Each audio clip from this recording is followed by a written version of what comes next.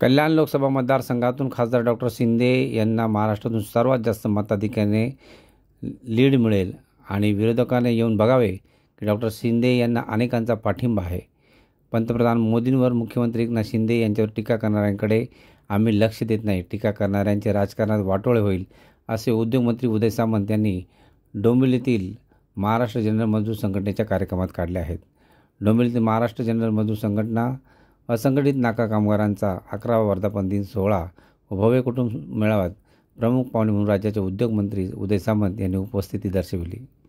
शनिवारी 11 तारखेला पूर्वेकडील सवा जोशी शाळेत आयोजित केलेल्या या मेळाव्यात सामंत यांनी नाका कामगारांचा सत्कार करण्यात आला।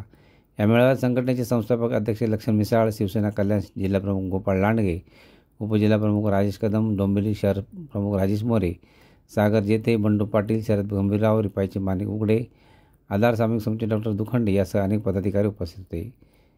यावेळी संस्थापक अध्यक्ष मिसाळ यांनी कामगार भवन करावे अशी मागणी मंत्री सामंत यांच्यासमोर केली। कामगारांच्या न्याय हक्कासाठी सदैव लढत राहणार असे मिसाळ यावेळी म्हणाले। उदय सामंत म्हणाले, मुख्यमंत्री एकनाथ शिंदे हे सर्वसामान्यांचे असून ते नेहमी जनतेसोबत असतात। कामगार भवन बनवण्यात येईल यासाठी मुख्यमंत्री शिंदे नक्कीच प्रयत्न करतील। मला असं कळलं की काल कोणतरी या ठिकाणी आलेलं होतं आणि त्यांनी श्रीकांत शिंदे साहेबांवर, मुख्यमंत्री महोदयांवर आणि मोदी साहेबांवर टीका केली। खरं तर त्यांना आज तुम्ही बोलवायला पाहिजे होते की कामगार बंधू भगिनींचा हजारोंचा मेळावा कसा असतो ते त्यांनी जर बघितलं असतं तर ते स्वतः म्हणाले असते की डॉक्टर श्रीकांत शिंदेंची हॅट्रिक होणार आहे। मला असं वाटतं की स्वतःची निवडणूक स्वतः निवडून यायची वानवा झालेली आहे। त्यांनी श्रीकांत शिंदे साहेबांचा पराभव करण्याची भाषा बोलू नये। पहिली गोष्ट अशी आहे की भाषा राजकारणातली ही सभ्य असली पाहिजे।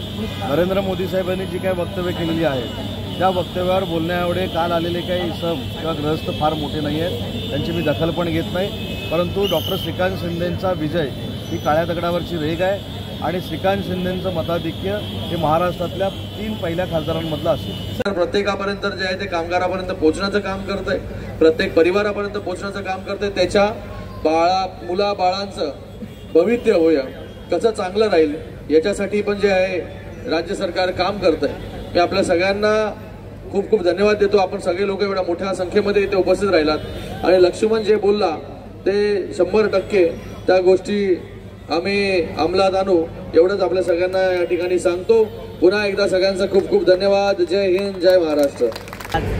आई वडिलांच्या पुण्याईनंच मी एक ग्रामीण खेड्यागावातून एकदम हलाखीच्या परिस्थितीतून आई वडिलांचा आशीर्वाद घेऊन डोंबिवली ह्या ठिकाणी आलो आणि मला जन्मल्यापासूनच समाजसेवेची आवड होती आणि ह्याही ठिकाणी मी येऊन कामगारांची समाजसेवा करून आईवडिलाचं नाव डोंबिवली शहरामध्ये रोशन केलं।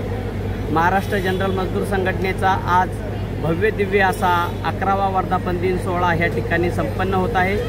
हा वर्धापन दिन संपन्न होत असताना संघटनेच्या माध्यमातून गोरगरिबांना अनेक योजनेचा लाभ ह्या संघटनेच्या माध्यमातून मिळवून दिला। कोटी रुपयाचं त्यांना सेफ्टी किट, त्यांच्या मुलांना शैक्षणिक शिष्यवृत्ती, कामगारांच्या महिलांना डिलिव्हरीसाठी नॉर्मलसाठी 15,000, सीझरसाठी 20,000, कामगारांच्या मुलांना शिक्षणासाठी 1ली ते 7वीपर्यंत 2,500, 8वी 9वी 10वी 5,000, 11वी 12वीसाठी 20,000। कामगारांसाठी काय आता बाकी राहिलेलं आहे आणि काय इच्छा आहे किंवा काय व्हावं अजून असं वाटतंय? कामगारांसाठी खूप काही मिळवलेलं आहे आम्ही। आता फक्त एकच आमची अशी इच्छा आहे की आमच्या कामगारांना भव्य दिव्य असं एक कामगार भवन ह्या डोंबिवली शहरात उभं राहावं। त्याचं कारण असं की जे ग्रामीण पट्ट्यातून जे कामगार येतात आणि त्याला जी सुरुवातीला अडचण येते, त्यांना रेल्वे प्लॅटफॉर्मवर झोपायला लागतं, त्यांना सुरुवातीला काही साधन मिळत नाही। आम्हाला त्याकरिता कामगार भवन पाहिजे की जो गरीब ह्या मुंबई शहरात येईल आणि तो कामासाठी येईल, त्याची सुरुवातीची जोपर्यंत त्याला चांगलं काम मिळत नाही तोपर्यंत त्यांची राहण्याची व्यवस्था ह्या कामगार भवनामध्ये होईल।